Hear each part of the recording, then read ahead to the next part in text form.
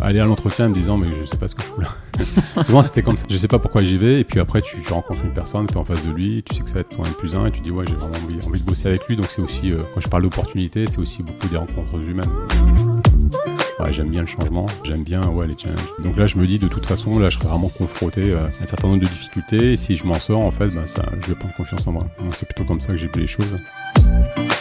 Je savais pas trop où je voulais aller, d'ailleurs je sais pas trop où je vais finir encore. C'est vrai que même là aujourd'hui tu me dis qu'est-ce que je vais faire dans 5 ans, je le sais pas, et je le sais pas parce que je pense qu'il va y avoir des opportunités qui vont se présenter, je vais rencontrer des gens. Je suis Pierre L'Hôpitalier, cofondateur de Kaibi, société spécialisée dans le digital et le développement applicatif. Ces 15 dernières années, j'ai eu la chance de rencontrer de nombreux CTOs et talents du monde de l'IT qui le sont devenus. Aujourd'hui, je leur donne la parole et ils nous donnent leur vision.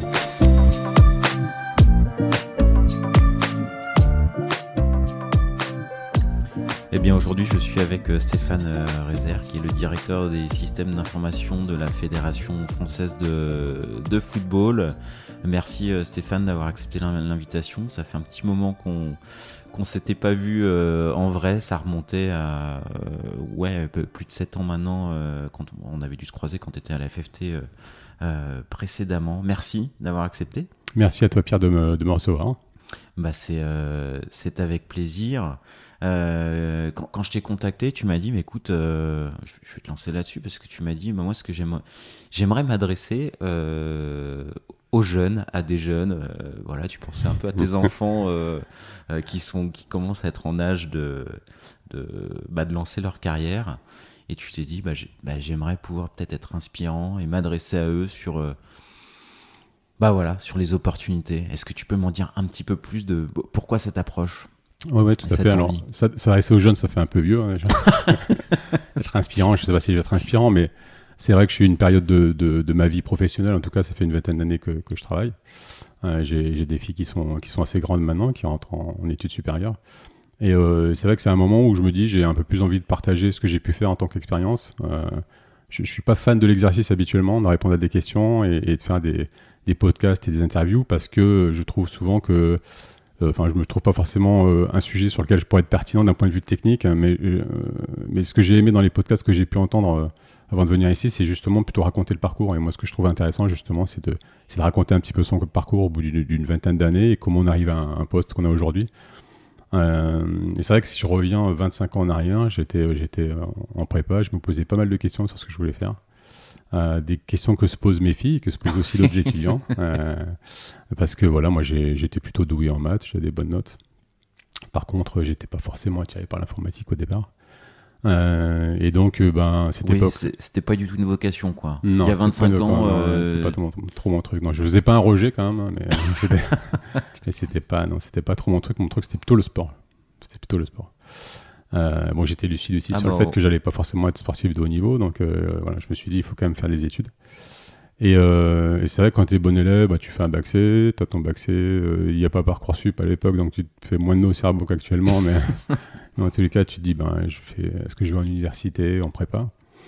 Et puis, là tu te confrontes aux problématiques Parcoursup et tout ça justement. En ce moment, oui.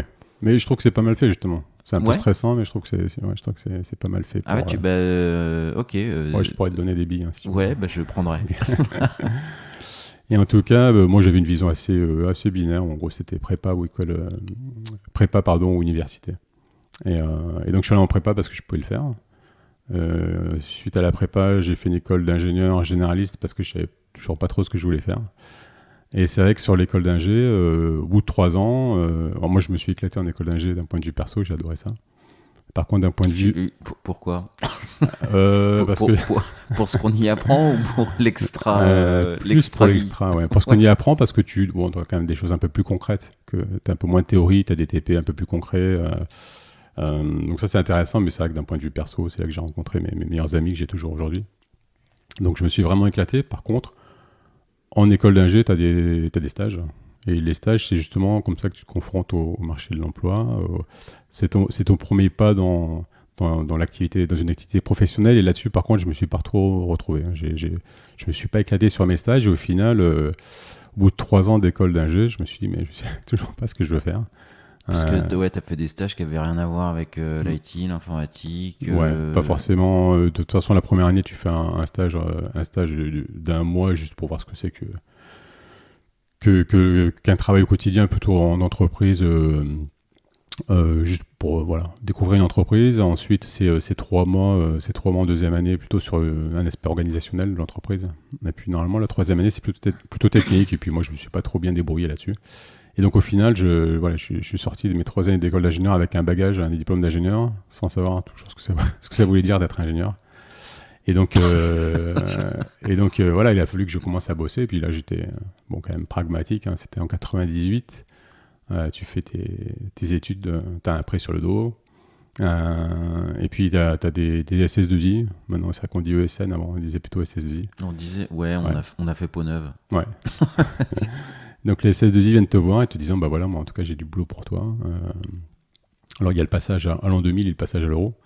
Donc, il y a beaucoup de besoins. Mais tu vas venir, tu feras tout sauf ça. Et puis, tu seras pas trop mal payé. Donc moi, j'étais pas fan d'informatique. D'un autre côté, je voyais quand même, je me suis dit en SS2I, l'avantage c'est que tu peux aller chez plein de clients différents. Donc tu vas être confronté justement à des entreprises un petit peu différentes. Tu vas pouvoir passer d'une mission à l'autre. Donc je trouvais ça plutôt intéressant. Et puis voilà, même si j'étais pas fan d'informatique, je me disais, l'informatique peut te mener à tout, et travailler un peu dans n'importe quel secteur. Donc alors, je pensais pas à ce moment-là pouvoir travailler dans le sport. Donc du coup, c'est un choix que tu fais parce que le boulot vient à toi ou justement Ouais, c'est un peu le boulot qui vient à moi et encore une fois, j'avais pas forcément de vocation. Ouais. Donc je fais un peu ça par défaut, on va dire. Et aussi parce que j'ai pas forcément hyper confiance en moi à ce moment-là, parce que voilà, je me suis pas éclaté dans mes études et j'ai besoin d'être confronté, voilà, d'une première expérience professionnelle pour être sûr que je vais être pertinent dans mon boulot. Et donc je commence par une première année dans une SS2I assez standard où je m'ennuie un petit peu et rapidement au bout d'un an, là je prends un peu d'assurance quand même. Je me dis bon, finalement les gars qui sont à côté de moi ils bossent pas forcément mieux que moi. En réfléchissant un peu, en étant motivé, en voulant avancer, on peut faire des choses intéressantes. Et là rapidement je vais bosser dans une start-up. Donc là on est en 99. C'est le boom d'Internet. Il y a plein de petites startups qui se créent. Et là, je vais dans une boîte qui s'appelle Lynx où il y a 3 personnes. Donc, ils essayent de vendre un produit. Ils viennent de créer un produit qui est un générateur de code pour accélérer les développements. Et donc là, moi, j'arrive à la fin de la création de ce produit pour être consultant, donc soit pour former les gens sur ce produit-là, pour faire un petit peu d'avant-vente aussi, et puis aussi pour aider à développer avec cet outil. Donc je choisis ce boulot parce que je trouve ça hyper intéressant, c'est concret, varié, plein de petites missions. Et puis je me mets en risque. Je me mets en risque parce que là, je me dis, je suis sur des missions d'1 semaine, 2 semaines, donc il faut faire ses preuves. Et typiquement, je rentre, on me forme sur l'outil, et puis il me dit, ta première mission, c'est 1 semaine de formation sur cet outil-là. Donc je vais former des gars qui ont 40 ans sur un outil que je connais depuis 2 semaines. C'était important pour toi de te mettre en risque? Ouais, c'était important parce que... C'est conscient, quoi.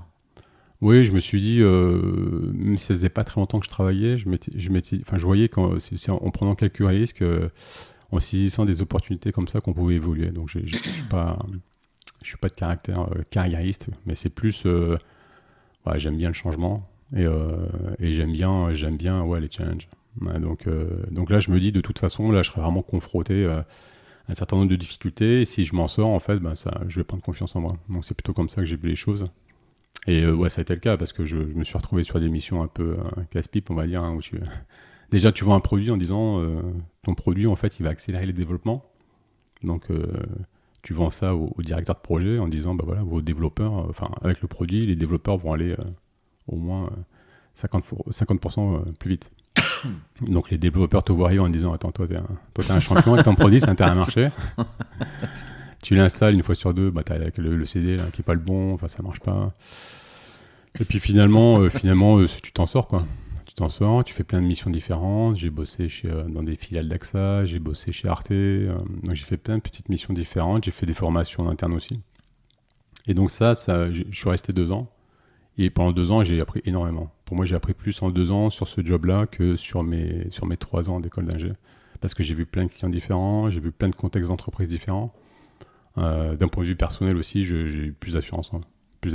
Et Et j'ai commencé à me dire, ok, ouais, je vois plus ce que c'est que j'ai un peu plus de vision du marché de l'emploi, je comprends un peu plus ce que c'est qu'être ingénieur. Finalement, c'est pas un job, c'est plus un diplôme. Et puis après, ton job, c'est toi qui te le construis. Et donc là, j'ai décidé de changer parce que j'ai fait un peu le tour du boulot. Et puis je voulais pas me caser, mais voir une entreprise un peu plus grosse. Et je suis allé chez Direct Assurance parce que c'était une filiale. Bon, c'est aussi un peu par opportunité. Hein. Tu as un job, tu réponds, tu dis tiens, je passe cet entretien. Et finalement, je suis pas sûr de mon coup. Et puis finalement, tu rencontres des gens, tu dis ouais, j'ai vraiment envie de bosser avec eux. Et Direct Assurance, c'était une filiale d'AXA, donc AXA, grand groupe français.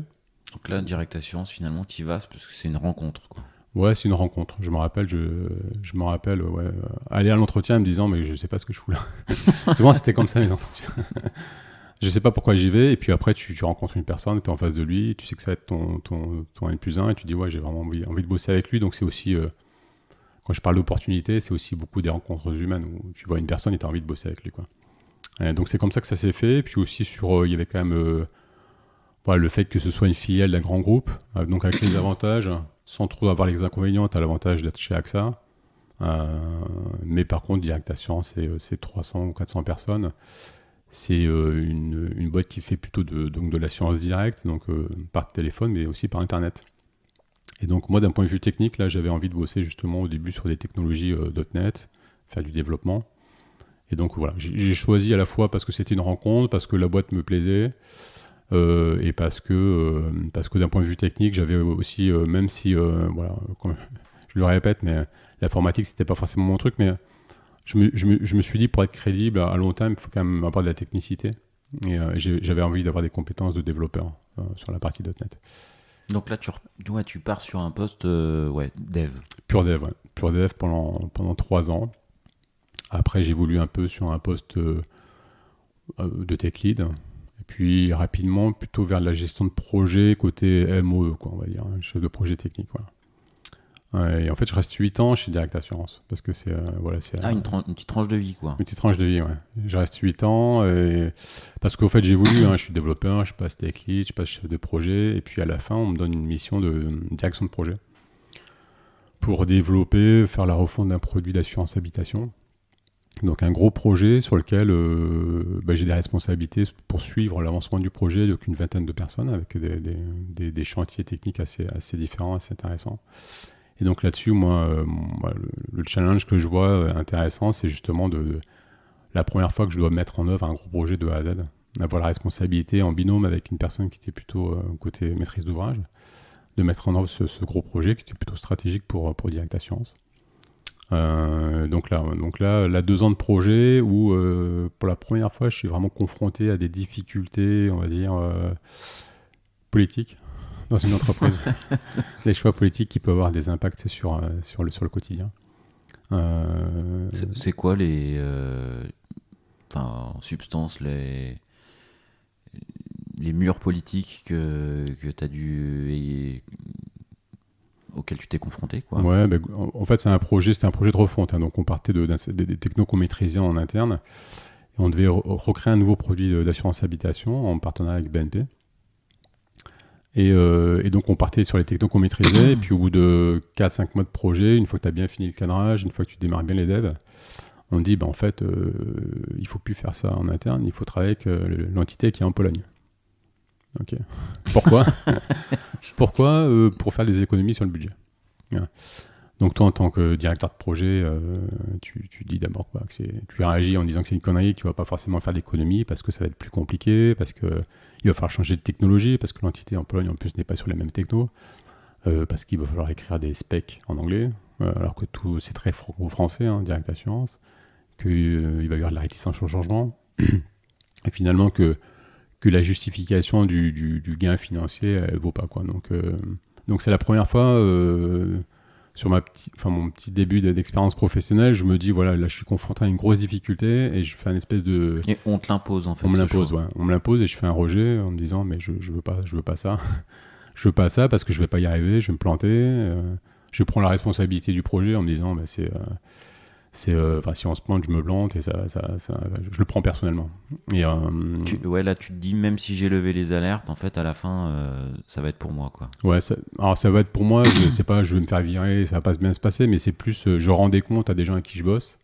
Je suis en binôme avec quelqu'un qui est sur la partie maîtrise d'ouvrage, et puis je vais pas y arriver, je vais pas faire ce que j'avais dit au départ. Donc je fais un rejet à ce moment-là, et puis au bout d'un moment, je me dis, en fait, on t'impose une contrainte. Cette contrainte-là, finalement, tu peux, une fois que tu as râlé et que tu as dit que tu n'étais pas d'accord, tu peux pas faire grand-chose. Donc soit tu t'en vas, soit tu essayes de transformer cette contrainte en opportunité. Et voilà, je voulais pas partir. Donc je voulais quand même relever le défi. Et puis aussi, je vois que j'embarque des gens dans ce projet-là qui sont... on est une équipe et je vois que les gens commencent à être démotivés parce que moi j'ai un discours négatif et que je suis aussi démotivé. Et donc là, rapidement, je me dis c'est pas possible. Il faut que je change d'attitude. Il faut que je me mette dans un mood positif. Il faut que je me dise de ce qu'on m'impose finalement, comment je vais en tirer profit. Et donc là, rapidement, je me dis, même moi, d'un point de vue personnel, j'ai pas trop bossé en anglais depuis le début. Donc je vais pouvoir, même si ça va être dur au départ, je vais me mettre en l'anglais professionnel, pour le travailler au quotidien. Donc finalement, sur le marché de l'emploi, il y a 20 ans, c'était pas important, mais il y a 10 ans, ça commençait à devenir vraiment important de parler anglais. Ouais, et puis maintenant, ça commence à Maintenant, ça devient un standard. Ouais. Donc je me suis dit, ça peut être pas mal pour moi et ça peut être pas mal pour mon équipe. Donc j'ai essayé de vendre ça en disant, voilà, vous avez bossé en anglais, l'entité en Pologne était en train de se construire, donc on pouvait nous aussi, avec l'expérience qu'on avait, les aider à se structurer, à s'organiser. Donc on avait aussi un petit rôle de conseil sur l'organisation et sur les choix de technologie de l'équipe polonaise. Donc voilà, rapidement, finalement, en 2 mois, on passe, et je passe d'un mode de rejet complet à finalement, c'est un super challenge. Et au final, on réussit le projet. Alors on a 3 mois de retard, et puis finalement, ça a coûté plus cher que ça devait coûter au départ. Donc d'un point de vue KPI, si les enjeux c'était la réduction budgétaire, c'était l'objectif. On n'y a pas répondu, mais je me rends compte qu'en fait, c'était pas l'objectif. L'objectif était purement politique. Il était de montrer qu'on savait travailler avec une autre entité en Europe. Et ça, c'était l'objectif qui a été un peu caché au départ et qu'on m'a avoué à la fin. Donc finalement, on a réussi le projet. On a réussi le projet parce qu'on a montré que Direct Assurance pouvait bosser avec d'autres entités européennes. Voilà. Donc ça, c'était un gros projet hyper intéressant, et c'est la première fois où... T'as compris pourquoi on te l'avait caché les buts Non, parce que les raisons, quand je parle de raisons politiques, ça c'est une grosse organisation, hein, donc c'est vrai qu'il y a des choix qui sont faits par les directeurs des filiales pour pouvoir ensuite se placer, sachant que le gars qui avait pris cette décision, en fait, quand il m'a imposé la décision, il est parti 3 mois après. Donc, Ah bah c'est étonnant alors. Ouais, c'est étonnant. Ouais. Donc voilà, en tout cas... Il avait pris la mauvaise décision. Je sais pas. Je sais pas, mais en tout cas, c'est la première fois que je me dis, en progressant aussi, en ayant un peu plus de responsabilité, la contrepartie, c'est qu'on peut nous imposer des choses. Et quand tu as la responsabilité d'un projet ou d'une équipe, tu te dois finalement cette décision, trouver les solutions. Donc soit de ne pas l'accepter et de faire en sorte de changer si tu peux le faire. Si tu peux pas, tu l'acceptes ou tu t'en vas. Et si tu dois l'accepter pour ton équipe, tu essaies d'en faire, le transformer pour en faire une opportunité et pour essayer de continuer à embarquer l'équipe. C'est la première fois que tu te dis, tiens, en tant que j'ai fait réussir le projet grâce à... Dans mon rôle de manager, j'ai eu un gros impact, quoi. Ouais, alors en plus, j'étais pas manager parce qu'en fait, j'étais chef de projet transverse, donc j'avais pas la responsabilité, on va dire, hiérarchique des autres personnes. Mais par contre, je me dis, en tout cas, c'est un projet où je dois embarquer des gens. Et donc là, je prends conscience de l'intérêt que ça a, et surtout ça me plaît beaucoup, quoi. Ça me plaît beaucoup d'embarquer une équipe. Et ce que je me dis surtout en sortant de cette expérience-là, c'est que j'ai envie d'être manager, justement. J'ai envie d'aller plus loin. J'ai envie de continuer à embarquer des équipes, mais j'ai surtout envie de les recruter, les former, les faire progresser, et d'avoir, on va dire, toute la main sur la progression de mes collaborateurs. Donc ça me donne surtout envie de progresser vers un poste de manager. Et c'est comme ça que... C'est le déclic, quoi. C'est le déclic, ouais. Ça fait du coup 8 ans que je suis chez Direct Assurance. Et là, je me dis, je vais changer. Alors, tout le monde me dit, mais pourquoi tu t'en vas de chez AXA? Parce que souvent, les gens s'en vont d'une filiale, vont vers une autre. Et moi, j'avais envie de complètement changer parce que 8 ans, on dit souvent qu'au bout de 7-8 ans, tu changes jamais de boîte, tu restes dans la boîte. Je crois qu'il y a une espèce de... y a un déclic normalement qui se fait à ce moment-là. Et donc j'ai envie de changer de secteur d'activité. C'est à ce moment-là que tu commences à dessiner ta carrière ou déjà les premières actions conscientes de je veux me mettre en risque dans la startup, c'était déjà un premier pas un peu, parce que c'est vrai que tu as commencé en disant voilà, moi je fais pas bien ce que je voulais faire, tout ça. Et ensuite il y a eu le je veux me mettre en risque. Et puis ensuite, il y a eu la volonté de repasser sur du technique, du dev, parce que tu voulais un peu plus de technicité, que ça serait important pour la suite. C'est toutes ces petites étapes où vraiment là, il y a un déclic conscient où tu commences à dessiner la suite volontairement. Il y a toutes ces étapes-là qui font que ça fait quand même, à ce moment-là, ça fait 10 ans que je travaille. Et là, je commence à vraiment comprendre ce que je veux faire. Mais je me dis, la partie technique, le bagage technique, je l'ai effectivement. La confiance en moi, je l'ai parce que j'ai passé des épreuves un peu compliquées, soit dans mon première expérience, de façon complètement autonome, pour me sortir de situations un peu complexes, soit chez Direct Assurance, en me sortant de situations complexes où j'embarque une équipe. Et donc là, à la fois, j'ai un bagage technique, j'ai plus confiance en moi sur la gestion de projet. Et je me dis, ouais, ce que je veux faire, en fait, c'est plutôt maintenant gérer des équipes. Je saurais, je pense, bien m'accompagner parce que je vois les compétences qu'il faut y avoir dans l'équipe. Je vois les compétences techniques que doivent avoir mes collaborateurs. J'ai la crédibilité pour choisir les bonnes personnes. Et maintenant, je me dis, je vais surtout choisir un domaine d'activité qui m'intéresse. L'assurance, je me suis éclaté, il y a des beaux projets. Mais on ne peut pas dire que ça me fasse... Ouais, c'était pas le domaine d'activité que je trouvais le plus passionnant. Donc je me suis dit, encore une fois, par opportunité, moi, je suis contacté par IDTGV. Ça fait 3-4 ans que la boîte est créée. Le transport, ça me parle. Ça me parle parce que tu l'utilises au quotidien. Il y a le côté SNCF, les cheminots, etc. Tu en entends beaucoup parler. C'est concret. Et puis, encore une fois, c'est une rencontre avec un DSI que je vois à ce moment-là. Ça match tout de suite. Et puis, surtout, j'arrive au moment où IDTGV est créé depuis 4 ans. Il est en train de se structurer. Donc, IDTGV, c'est une start-up. C'est une filiale privée de la SNCF. Donc, c'est 70 personnes. Pour proposer, c'est une sorte de laboratoire essai de la SNCF. Donc c'est le fait que c'est tout petit, que c'est agile, ça permet de tester plein de choses. C'est un système d'information complètement décorrélé du système d'information de la SNCF, ce qui permet justement d'avoir beaucoup plus d'agilité. Ils bossent avec un back-office d'une boîte américaine, donc tu as le côté aussi anglophone, où tu bosses avec des Anglais, des Américains. Et puis ils ont la volonté justement de se développer, de mettre en place de la méthodo et de structurer une équipe de développement. Donc là, je rejoins le DSI pour être responsable des études. Une équipe de 3 personnes au départ, 2 développeurs et une personne qui faisait de la recette. Avec pour objectif derrière finalement de répondre à 2 projets un peu confidentiels de la SNCF qui sont le lancement de Ouigo et Ouibus. Qui seront des très gros projets. Qui seront des énormes projets. Et donc ça, ouais, je pense que sur ma carrière professionnelle, pour l'instant, ça a été les plus beaux projets que j'ai pu faire. Parce que ça a été vraiment 4 années passionnantes. Passionnantes parce que IDTGV, c'est, comme je le dis, c'est 70 personnes, c'est une moyenne d'âge de 30 ans. Moi, à ce moment-là, j'ai 35 ans. Et j'ai un petit choc. On me fait comprendre que je suis un des plus âgés. Ça me fait bizarre parce que je me dis toujours, je suis un peu le petit jeune dans l'équipe normalement. Dans Startup au début, je suis Direct Assurance aussi, c'est un peu plus âgé.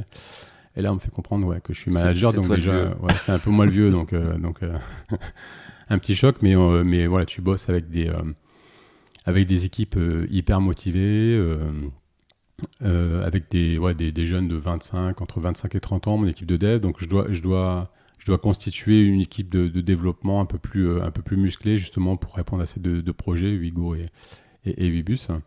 On est beaucoup sur la génération Y, donc même si le mot il est un peu galvaudé, qu'on en a beaucoup parlé et que moi-même personnellement, j'aime pas trop mettre des étiquettes, mais c'est vrai qu'on est un peu là-dedans quand même, c'est-à-dire des collaborateurs qui sont hyper impliqués.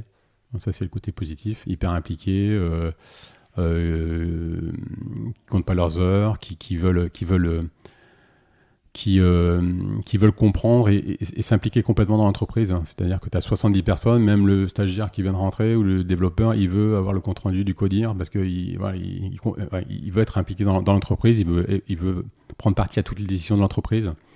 On fait aussi beaucoup d'innovation, donc n'importe qui peut proposer un projet au sein de l'ITGV. Et puis après, il y a une étude de faisabilité pour savoir si ça coûte cher, si on peut le faire ou pas, mais n'importe qui peut, a un rôle dans l'entreprise.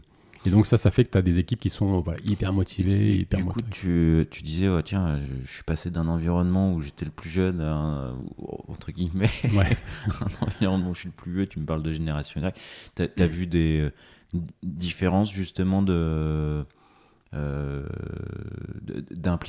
différences entre générations, du coup, dans ce passage Ouais, c'est génération, c'est aussi contexte parce qu'on est sur une IETGV, c'est une filiale pure digitale, donc c'est une filiale qui a été créée justement pour vendre des billets uniquement sur Internet. Donc tu es avec des gens qui arrivent, qui veulent absolument travailler sur le web, donc tu n'as pas du tout le côté réticence au changement que tu peux avoir, que j'ai pu connaître avant, surtout quand j'ai dû changer de technologie chez Direct Assurance, quand on est passé en anglais, donc tout l'aspect réticence au changement, tu l'as pas. Après, tu as des gens qui, au bout de 3 mois d'entreprise, te disent mais qu'est-ce que je vais faire en 6 mois Est-ce que je vais pouvoir progresser sur un poste de manager C'est quoi le prochain projet? Je leur dis mais les gars, on lance Wigo, c'est un projet énorme. Ouais, mais qu'est-ce que je vais faire derrière? Donc il y a cette espèce d'impatience et cet appétit en fait pour avoir toujours des projets plus intéressants, plus motivants, etc. Donc moi ça m'allait bien, c'était hyper enrichissant et le pire que tout c'est d'avoir des équipes qui sont molles que tu n'arrives pas à embarquer. Donc là pour moi c'était hyper intéressant. Ouais. C'était hyper intéressant. Et là on est 10 ans plus tard, enfin là je fais un petit fast forward, on est 10 ans plus tard, donc du coup tu vois encore des différences avec les générations suivantes. Je sais pas si tu bosses ou as bossé avec les générations suivantes, est-ce que tu vois des différences? Là, actuellement, je suis plutôt sur un mixte, donc c'est vrai que j'ai toutes les générations, je pense. Donc, tu parles peut-être de la génération Z, mais c'est vrai que sur les différences de génération, je vois des différences de comportement, évidemment, mais chaque fois, en tant que manager, moi, j'essaie de voir justement le côté positif de ça. Et sur la dernière génération, on voit des gens qui sont digital natifs, qui sont là-dedans tout le temps, donc, et qui ont aussi, des envies de travailler dans des entreprises pour lequel le RSE est important, donc qui se sentent un peu plus attirés par ces choses-là. Donc ça fait partie aussi des choses qu'on doit mettre en avant, nous, en tant que recruteurs, en tant que manager, pour faire venir ces talents-là. Donc je pense qu'il faut juste avoir conscience de tout ça, de leurs envies, pour s'adapter un petit peu.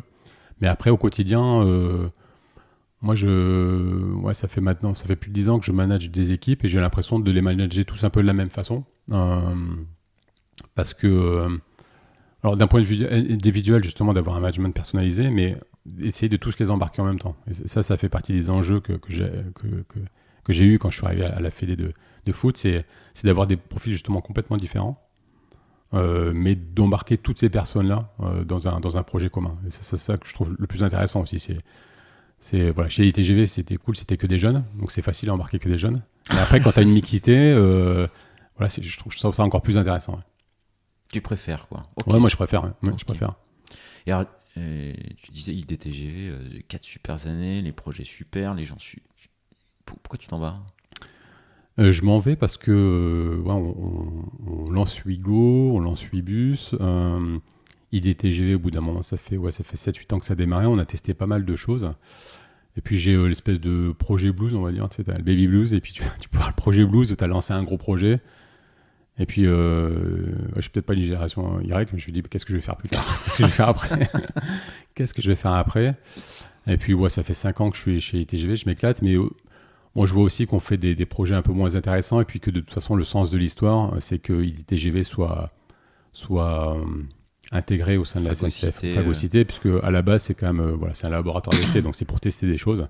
Ça a permis de tester énormément de choses et d'accélérer la transformation numérique de la SNCF.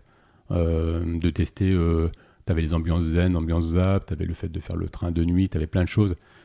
Et l'accueil embarquement, tout simplement aussi sur Wigo, qui est maintenant un standard sur les autres trains. Et donc, l'essence même, c'était plutôt de faire d'être un laboratoire et de faire des tests. Et au bout d'un moment, une fois que tu as fait tous les tests, il y a plus vraiment d'intérêt à rester dans la boîte. Donc à ce moment-là, je me dis, ouais, il faudrait peut-être que j'aille voir ailleurs. Et puis encore une fois, c'est du hasard, l'opportunité. J'ai un ancien collaborateur d'IDTGV qui bosse dans le tennis, à la Fédé de tennis. Et là, il me dit, bah écoute, je viens d'arriver, je suis arrivé il y a 3 mois, mon manager est parti. Et visiblement, il y a un poste ouvert.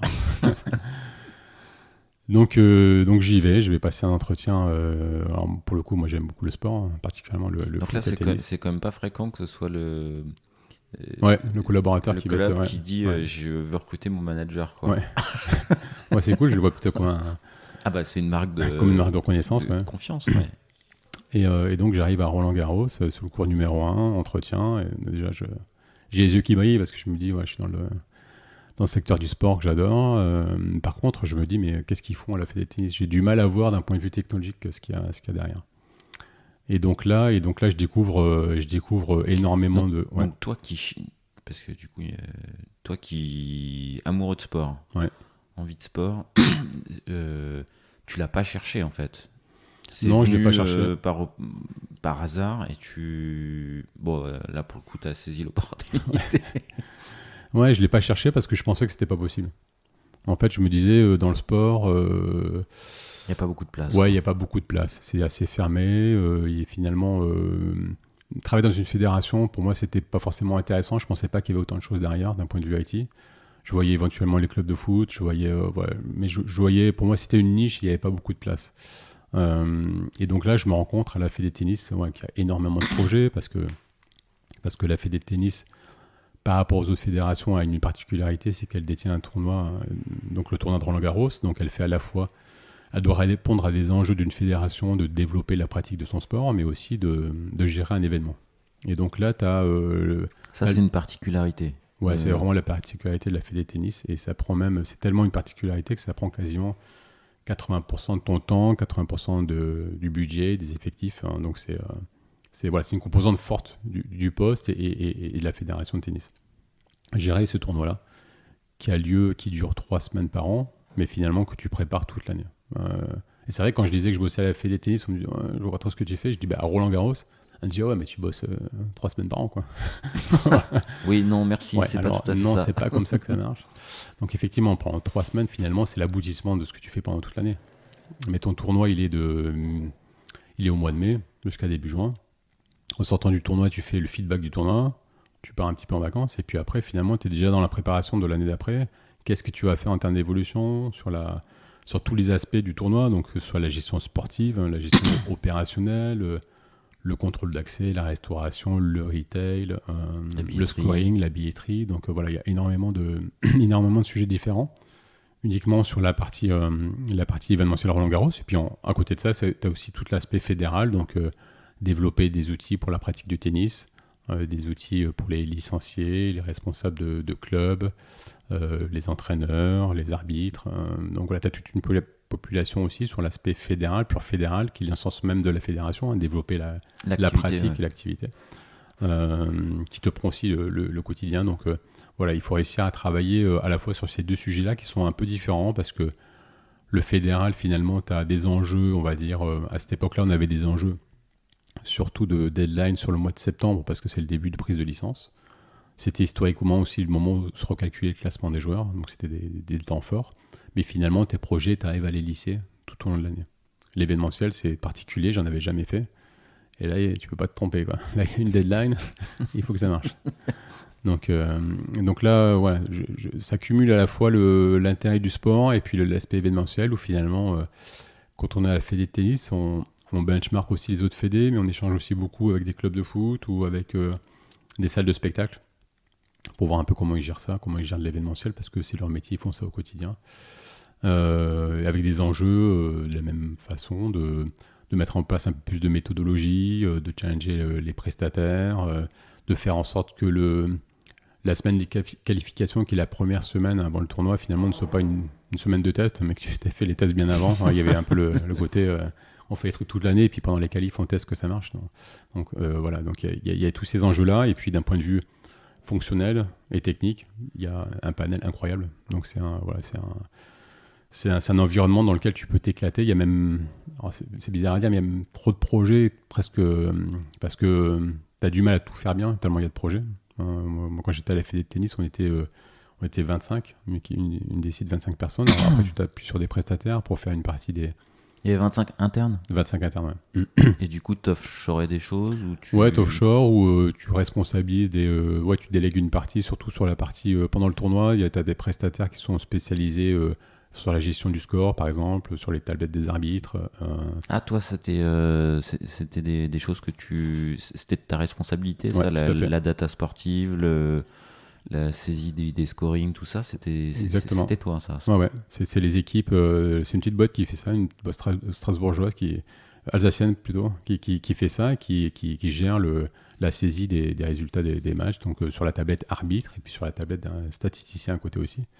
Tu as ces données-là qui sont centralisées, qui vont être envoyées dans des data centers pour ensuite être envoyées sur les écrans géants ou envoyées aussi sur Internet.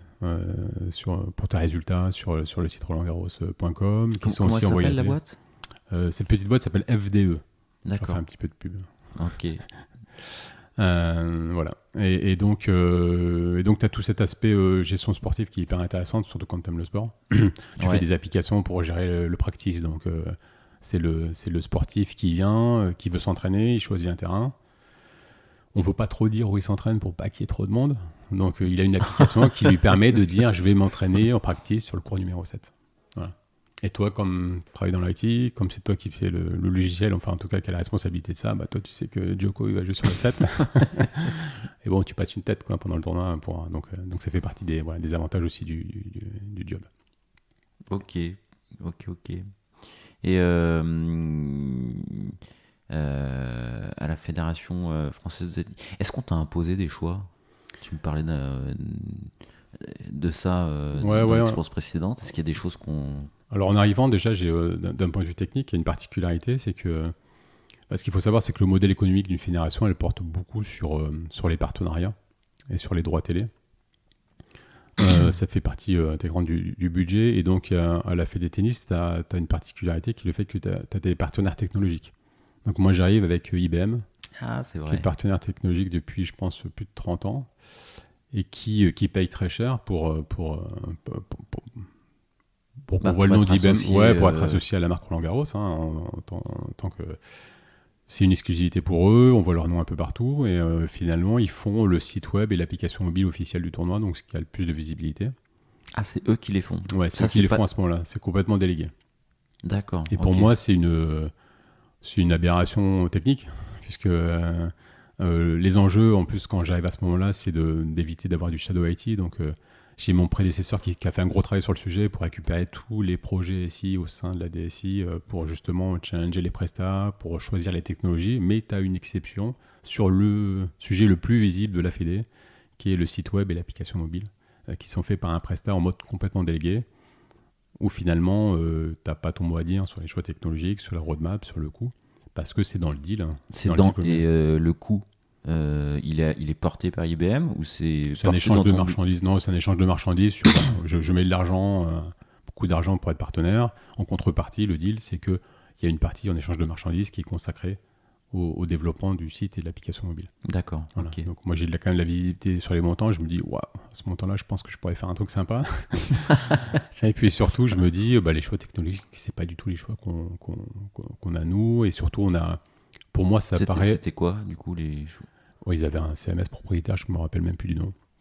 Mais en tous les cas, on est, nous, en train de développer des nouveaux outils. On est en train de refaire un peu le site de billetterie. On a des choix technologiques. Et là, en fait, on a finalement les applications qui sont les plus visibles, qui apparaissent comme une boîte noire d'un point de vue technologique.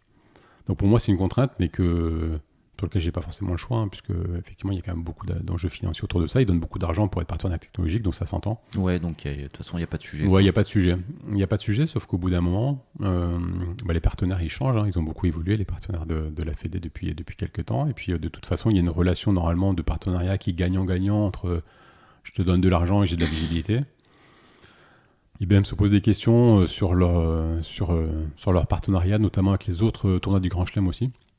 ils se rendent compte que finalement, la visibilité, c'est plus si important que ça pour eux sur les tournois du Grand Chelem. Et puis, donc, ils veulent mettre un petit peu moins d'argent. Et donc, nous, finalement, le deal, il devient moins intéressant. Par contre, sur le top management, on a un peu peur. On se dit, mais si IBM s'en va, qu'est-ce qui va se passer? Ils font les 2 applications les plus visibles. S'ils s'en vont, qu'est-ce qu'on fait? Finalement, moi, j'ai le sentiment qu'on reconduit ce contrat-là juste parce qu'on a peur et puis qu'on ne veut pas sortir de ça. Et finalement, c'est eux qui nous imposent la sortie en disant, nous, on arrête, sachant qu'ils arrêtent le tournoi de l'Open d'Australie en même temps. Et donc, moi, là, pour le coup, je vois ça comme une grosse opportunité. Pour l'instant, pour le coup, c'est une contrainte pour la fédération. Mais pour moi, c'est plus une contrainte. C'est l'inverse d'une contrainte. C'est justement l'opportunité de pouvoir reprendre la main là-dessus. Alors, c'est un enjeu énorme, c'est un challenge énorme, puisqu'ils décident de s'arrêter au mois de juin de l'année. Et puis, l'année d'après, tu es obligé de redémarrer, du coup, avec un nouveau partenaire. Donc, finalement, le délai est très court, parce que Roland, même si c'est au mois de mai, de juin, finalement, tu as de la visibilité sur le site à partir de janvier. Donc, ça te donne 6 mois pour rebondir. Donc moi je vois ça plutôt comme une grosse opportunité à la fois de reprendre la main sur le site web et l'application mobile avec des équipes et des prestataires que je suis persuadé qu'ils sont en capacité de gérer ça à partir du moment où on y met les moyens. Et puis je vois aussi une opportunité en tant que DSI aussi d'intervenir sur un enjeu stratégique de la Fédé qui est le choix du nouveau partenaire technologique en se disant en fait on va essayer de changer un peu le modèle. C'est normal qu'on cherche un partenaire technologique pour avoir du financement, ouais, tout à fait. Mais par contre, il faut essayer de trouver un partenaire qui soit sur une partie du SI qui soit moins structurant et qu'on soit vraiment, pour le coup, dans une relation gagnant-gagnant aussi entre la DSI et le partenaire technologique. Et donc là, pendant 1 an, on reprend la main sur le site web et l'application mobile. Donc on fait faire ça par nos chefs de projet en interne et nos prestats habituels. Et en parallèle, on cherche un nouveau partenaire. Rani en faisait partie? Rani faisait partie de la chefferie de projet sur Roland, ouais, tout à fait. Ok, bon, on lui passe un petit coup. C'est une connaissance commune, Rani Azoula. Tout à fait. Il fait partie de ça.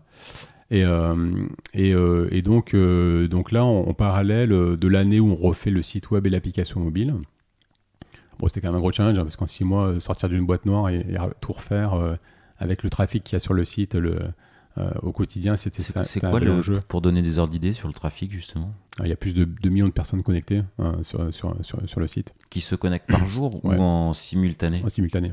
En simultané? Ouais, parce qu'il y a une grosse visibilité. Ouais. Pendant le tournoi, tu as des énormes pics.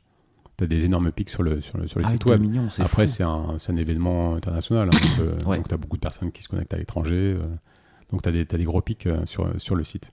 Donc, tu as des enjeux à ce niveau-là. On s'en sort. Et puis, en parallèle, on essaie de trouver un partenaire pour les années suivantes. Et donc là pour le coup, on me fait confiance. Le président qui est en place, avec lequel je ne suis pas en phase sur toutes les décisions, mais là, pour le coup, me fait confiance là-dessus, me fait confiance et voilà, il me propose d'autres partenaires.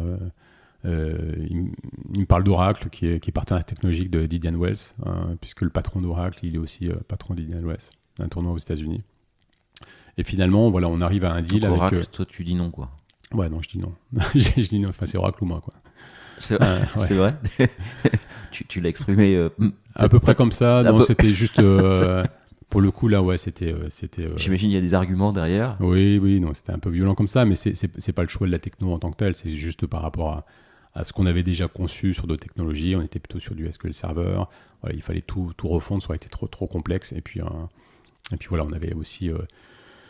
C'est pas forcément une volonté d'aller sur ce type de prestataire-là, on va dire. Donc voilà, au final, on trouve un deal avec Infosys, qui est une boîte indienne, une grosse ESN indienne, et qui, là, pour le coup, est plutôt spécialisée dans l'exploitation des données. Ils travaillent déjà avec l'ATP, donc ils font déjà des stats enrichis pour l'ATP. Et finalement, eux, ils arrivent en bout de chaîne. C'est-à-dire qu'on fait le site web, l'application mobile, on a énormément de données donc, qui sont collectées par les tablettes dont on parlait tout à l'heure.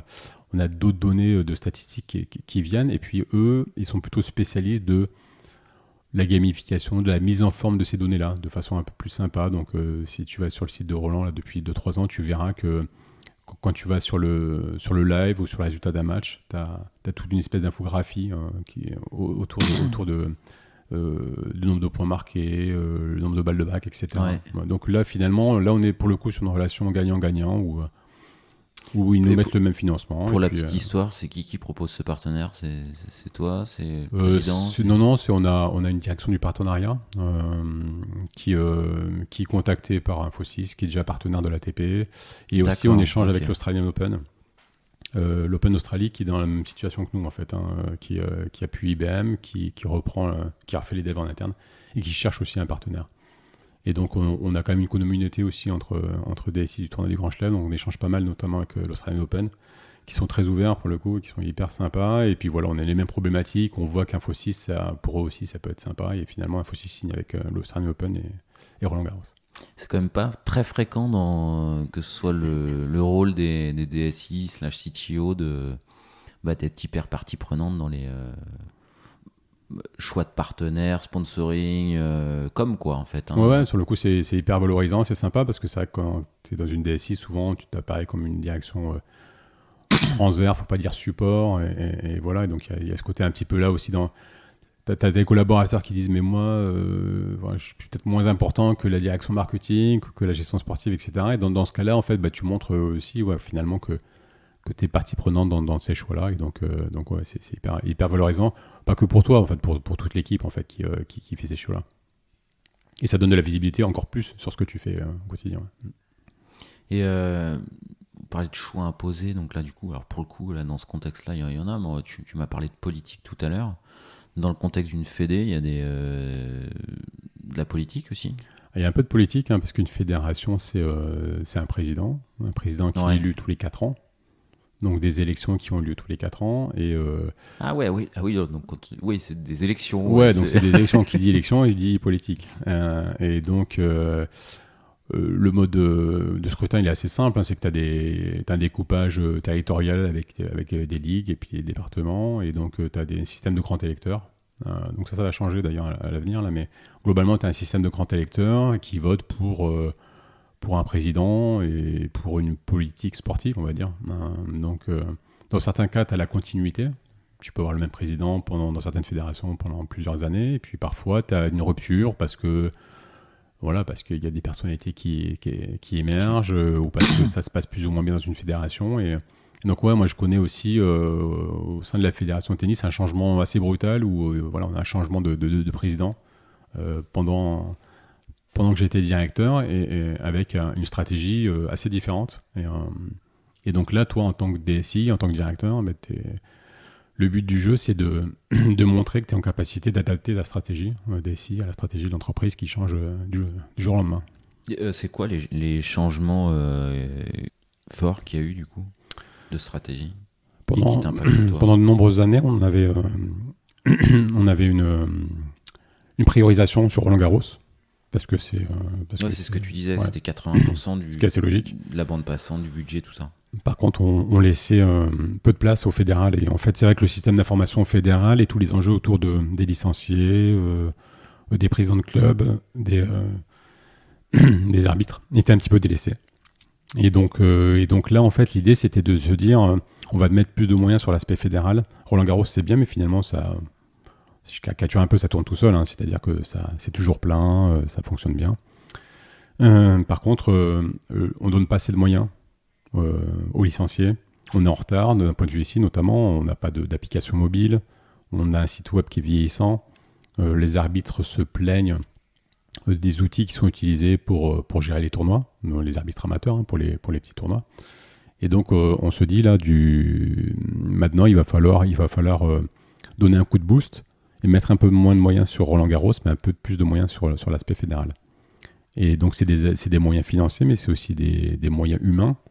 Et ça, c'est le plus compliqué parce que finalement, tu as des gens qui sont habitués et qui ont une bonne connaissance du tournoi, mais finalement, tu as peu de sachants et, d'un point de vue en interne et au niveau des prestataires sur l'aspect fédéral.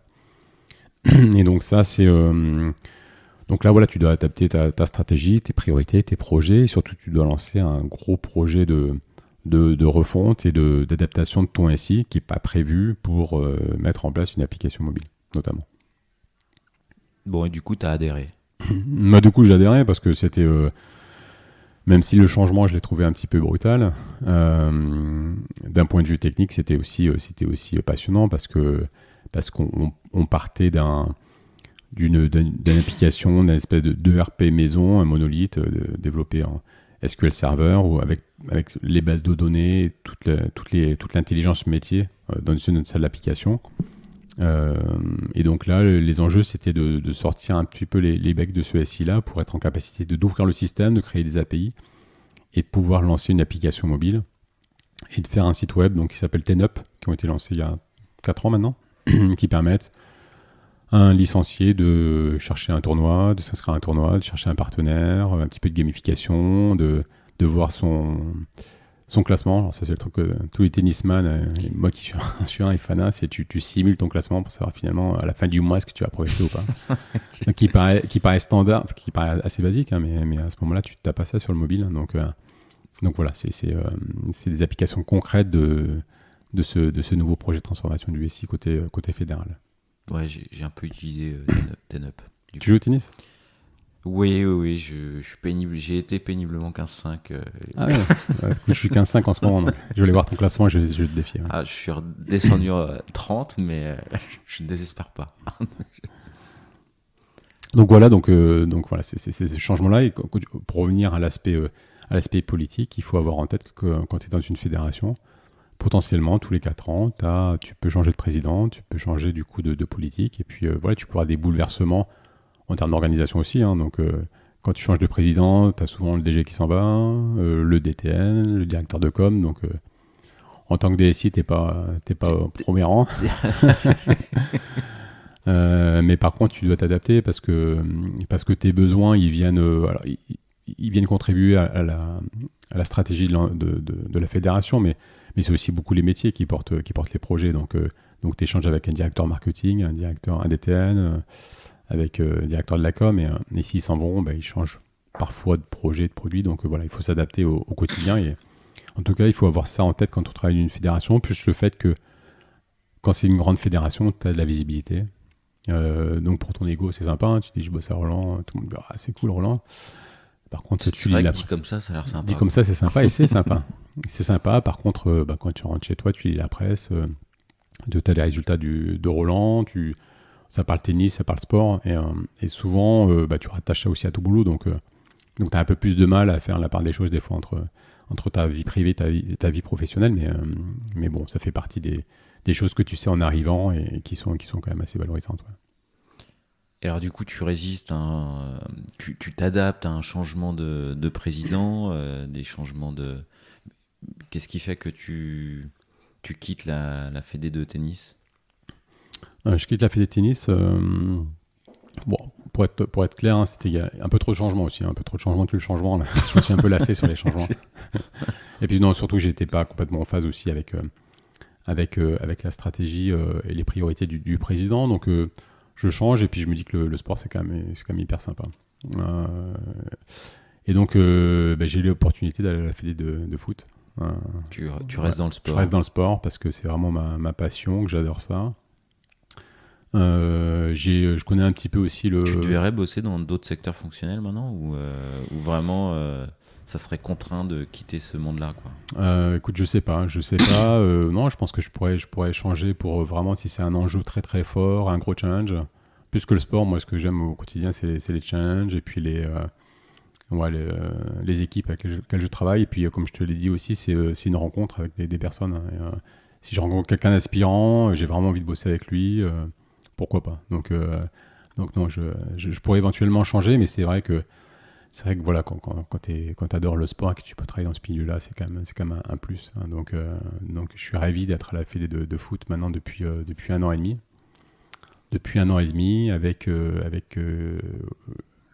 à peu près une organisation qui est proche de la fédé de tennis. Hein. C'est une fédération aussi, avec évidemment des élections, avec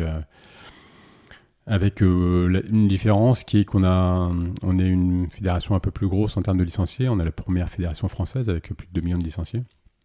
Et donc là, tu n'as pas l'aspect événementiel Roland Garros, mais par contre, tu as des gros enjeux autour de l'aspect fédéral, le développement du football, le fait de pratiquer le football partout en France. Et donc là, d'un point de vue IT, on a des gros enjeux de transformation du système d'information avec un back-office, un ERP maison qui s'appelle Foot 2000, qui, comme son nom l'indique, gère le cœur de métier du football, mais qui a été conçu dans les années 2000.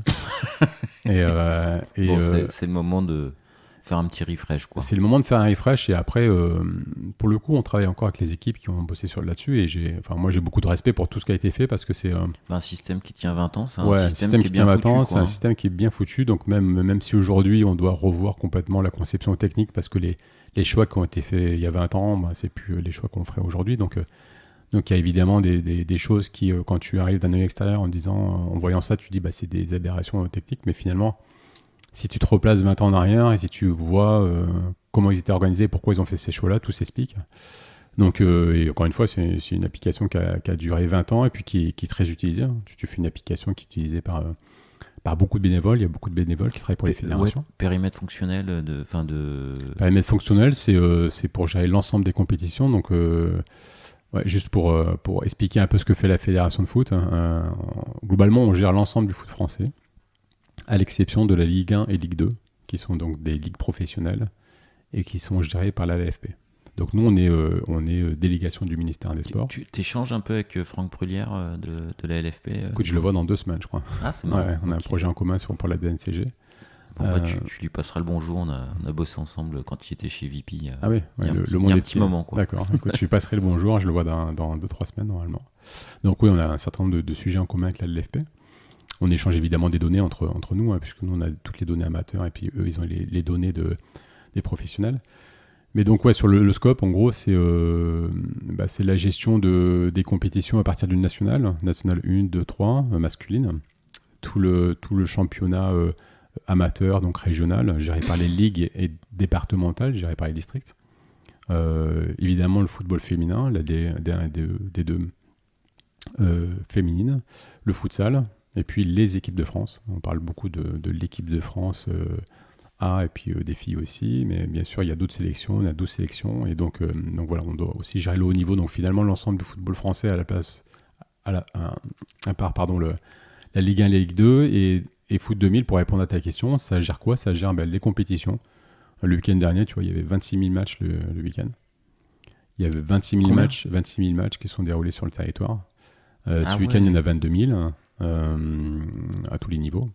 Donc, tu as des outils pour gérer ces compétitions-là. Donc, pour créer la compétition, l'épreuve en tant que telle, créer les matchs, mettre les équipes, mettre les résultats, remonter ces résultats-là sur les systèmes d'information. Donc ça, c'est tout l'aspect compétition. Tu as tout l'aspect licence aussi. Donc tu prends ta licence, l'année sportive, elle commence 1er juillet. Mais tu peux prendre ta licence à partir du mois de juin. Donc tu as toute la partie prise de licence avec des enjeux de dématérialisation. Donc maintenant, tu peux prendre toutes tes licences de façon dématérialisée, à part le changement de club, mais ça va venir cette année. Donc il y a tout l'aspect licence, contrat aussi. Toute la partie gestion des installations, tu as des stades, des installations sportives qui doivent répondre à un certain nombre de normes. Donc, tu as une application qui permet de gérer tout ça. Tu as tout l'aspect arbitrage. Donc, finalement, tu as... Est-ce qu'il y a la détection de joueurs, de jeunes joueurs? La data qui remonte? Ouais, il y a des applications pour la DTN, de détection de joueurs qui sont dedans. Alors après, pour la DTN et pour répondre à ta question sur la data, ça fait partie des gros enjeux qu'on a justement, c'est de consolider l'ensemble des données d'un joueur. Et ça, c'est vrai beaucoup pour les sélections nationales U16, U17, sur des jeunes joueurs qui arrivent en sélection et sur lesquels on a besoin d'avoir toutes les informations, que ce soit des données de statistiques, des données tactiques, des données médicales.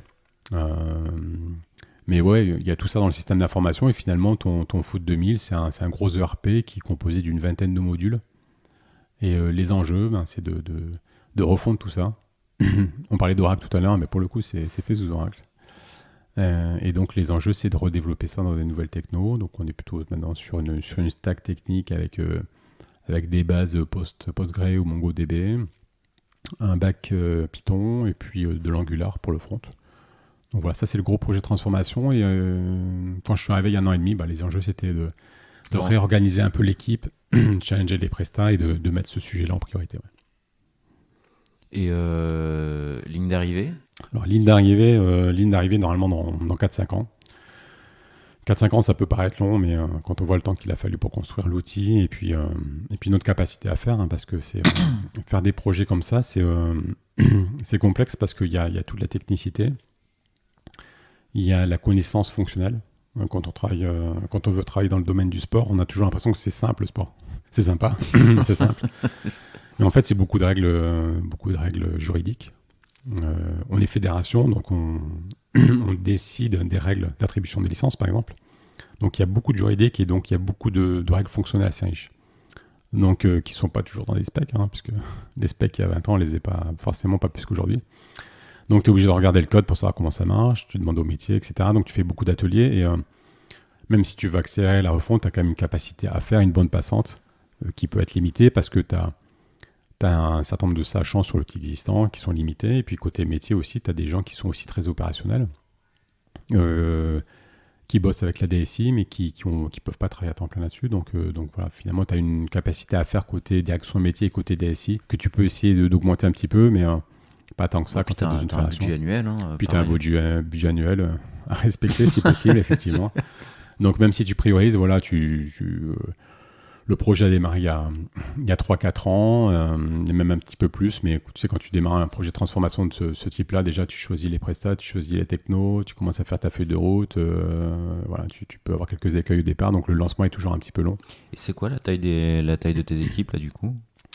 Alors actuellement, on est une vingtaine en interne. Une vingtaine en interne, on a en interne les responsables de service, les chefs de projet, les développeurs justement sur Foot 2000, une équipe autour de la data et puis une équipe de prod évidemment. Et après, on a une trentaine de prestataires qui travaillent avec nous. Donc dans certains cas, on est en mode complètement délégué parce que on veut responsabiliser un prestat, on refait une application mobile, on va faire un appel d'offres et puis on va choisir une boîte qui fait ça. Ok, donc tu outsources soit forfait, soit renfort. Ouais. Voilà, okay. On est plutôt en mode régie. D'ailleurs, on a plutôt des prestats en mode régie, voilà, qui sont les développeurs front ou back ou sur la data. Et donc, ça nous fait 25-30. On est une équipe de 50 au global. Hein, interne plus prestat, on est une cinquantaine de personnes pour faire tout ça. Pour gérer 111 applications, on les a comptées. Alors, on a dû passer à 115, je crois, cette année. 115 applications globales parce qu'il y a énormément de directions métiers. Dans une fédération, tu as une direction qui gère la compétition nationale. Tu as une direction qui gère le foot amateur. Tu as une direction de l'arbitrage. Tu as une DTN, un DTN, donc une direction technique nationale qui gère les joueurs, les sportifs de haut niveau. Tu as des directions transverses, comme dans toutes les boîtes, la direction financière, juridique. Juridique qui est un point un peu plus fort à la Fédé de foot parce qu'il y a l'aspect... il n'y a pas que l'aspect juridique, je gère des contrats, etc. C'est eux qui sont responsables de toutes les lois du foot. Et donc, c'est eux qui vont influer sur la gestion de l'attribution des licences, par exemple, sur un outil de la DNCG. Donc, il y a beaucoup d'applications métiers pour le juridique.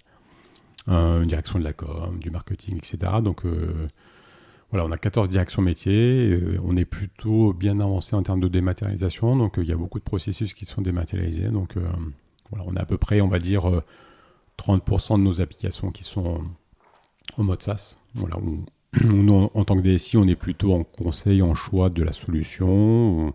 On s'assure que les enjeux de sécurité sont bien respectés. On suit le prestat, on le challenge un petit peu. Et le reste, c'est du développement qui est fait en régie par nos équipes de dev. Donc voilà, Foot 2000.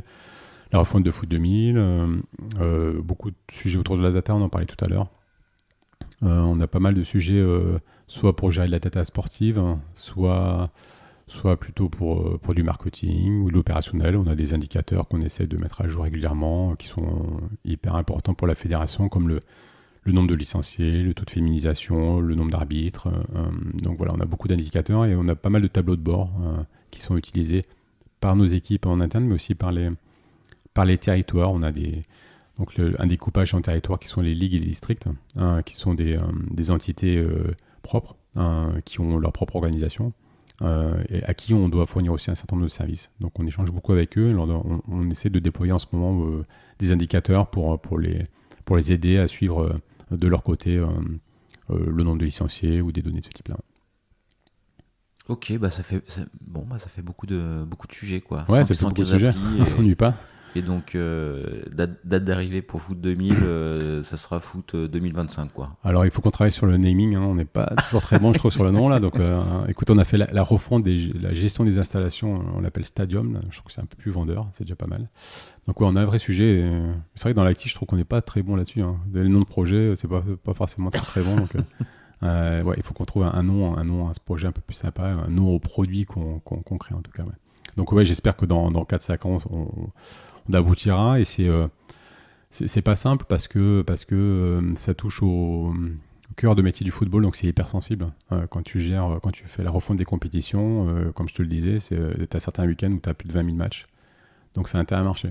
Et si ça marche pas, je peux te dire qu'on a une astreinte et ils sont au courant. Donc à la fois tu dois avancer sur ta refonte parce que c'est Foot 2000, que c'est de l'oracle et que c'est des vieilles techno et que tu maîtrises pas complètement et qu'il y a des impondérables, il y a des choses que de toute façon tu pourras jamais régler.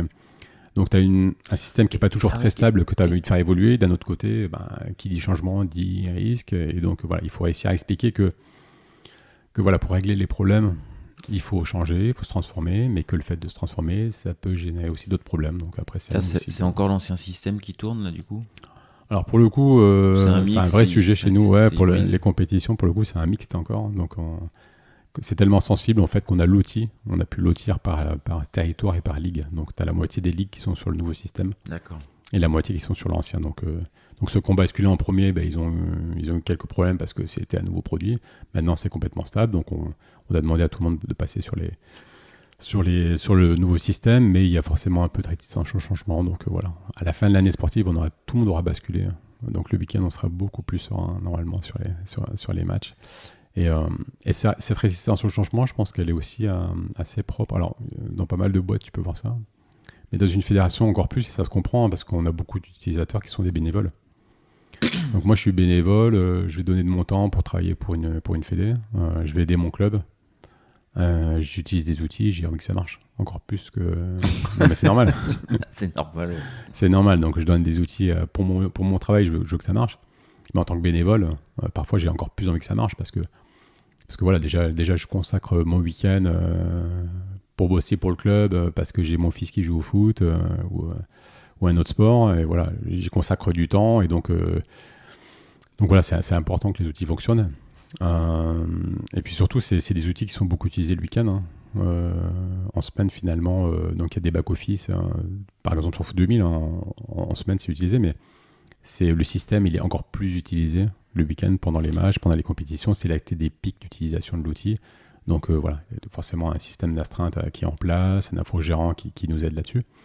Mais ouais, je pense que c'est assez propre aussi au sport d'avoir ce décalage entre le moment où tu bosses et le moment où les outils sont utilisés. Ouais, c'est un peu particulier, mais inévitable. Du coup, on se donne rendez-vous dans 2-3 ans pour l'aboutissement. On peut se voir avant pour un verre avec Rani, mais sinon... Et un verre avec Rani, pourquoi pas, on en parlait off record. Un petit coucou à Lilian Panzoni aussi. Un petit coucou à Lilian, ouais, tout à fait. Avec plaisir, quoi. Donc on se voit avant off record, mais pourquoi pas dans 3 ans. Ouais, pour faire le bilan. Faire le bilan. Quels seront les nouveaux projets, du coup, puisqu'on les aura finis, ceux-là. Ça marche. Et du coup, on arrive tout doucement aux quelques petites dernières questions que je peux te poser. Est-ce que tu as un proverbe, une expression, des phrases qui t'accompagnent ? Proverbe, je sais pas, des phrases où, ouais, enfin c'est assez basique, mais c'est toujours, c'est un peu ce que je disais avant, c'est voir le verre à moitié plein plutôt qu'à moitié vide. C'est ce que j'essaie de faire au quotidien. Je suis plutôt de nature optimiste.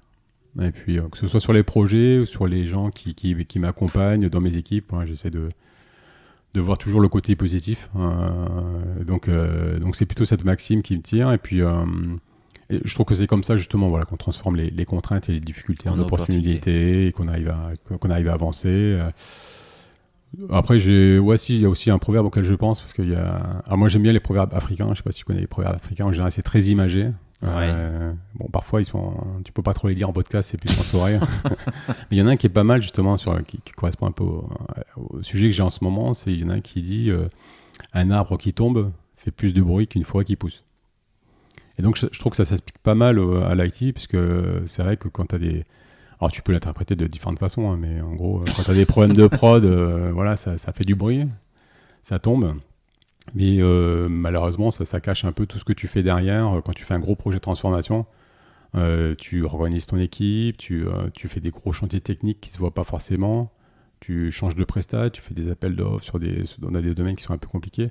Donc il y a vraiment un gros travail de fond qui est fait.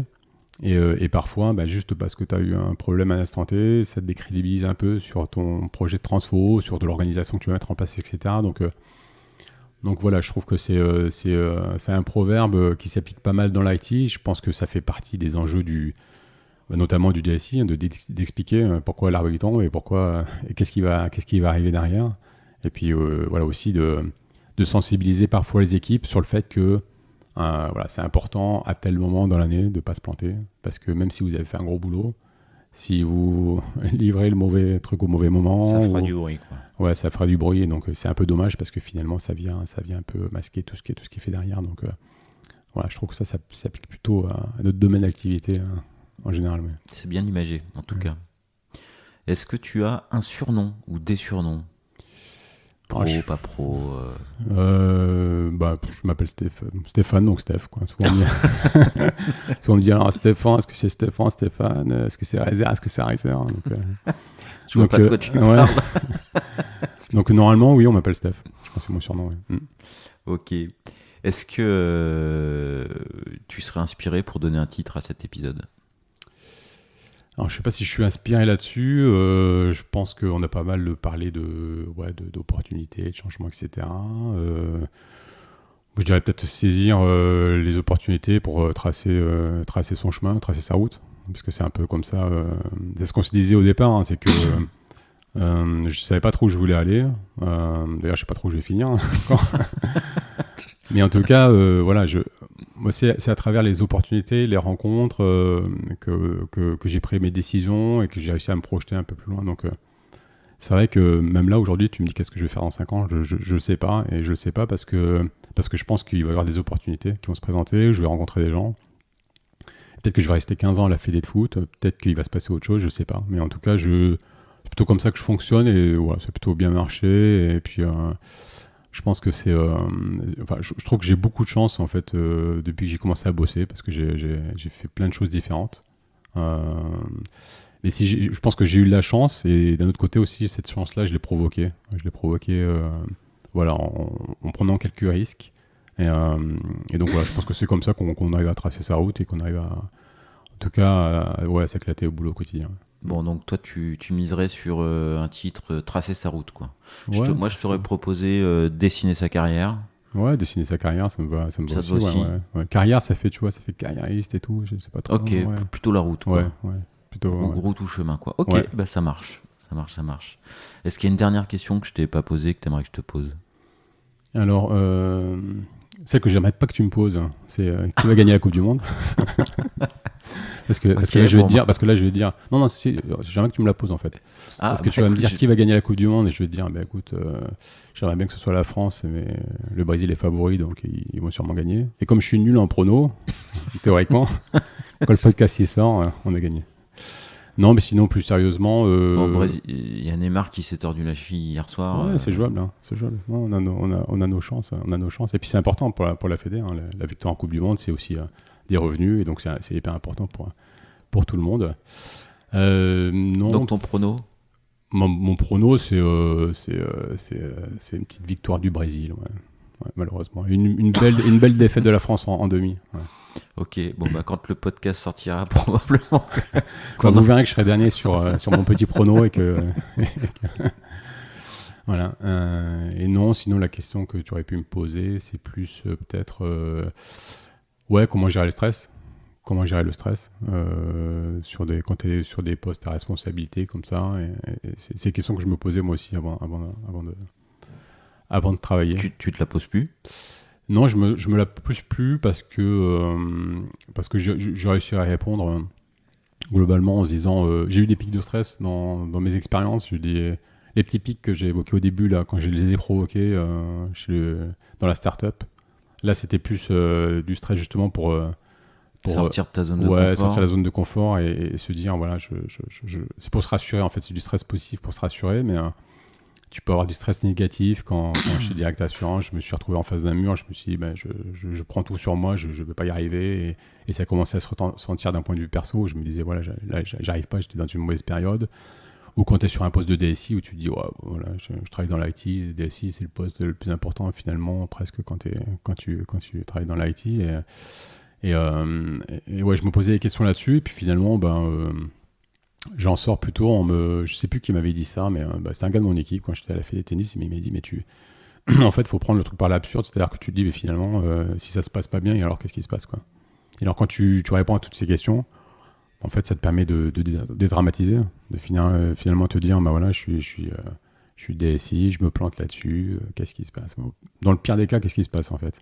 Et puis quand tu as toujours une réponse au pire des cas, que finalement tu vois que tu vas trouver une solution, que tu vas t'en sortir, voilà, ça permet de te rassurer et de se dire que finalement ce stress, il doit juste être positif, il doit juste te stimuler, mais il ne doit pas te freiner, et puis il ne doit pas te prendre la tête au quotidien. Donc, et puis il y a aussi le sport. Hein. Le sport, c'est une bonne.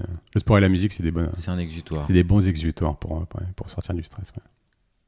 Ok, et ça fera un beau point final.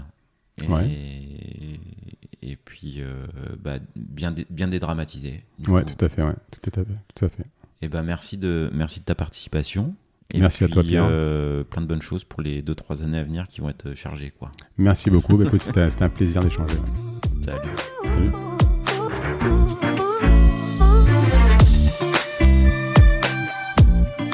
L'épisode est terminé, j'espère qu'il vous a plu, et si c'est le cas, c'est le moment de prendre 2 ou 3 secondes de plus pour 2 ou 3 clics. Un petit clic pour un pouce bleu, ou un petit clic pour un partage aux copains, ou un petit clic pour vous abonner et ne pas rater le prochain épisode. À très bientôt.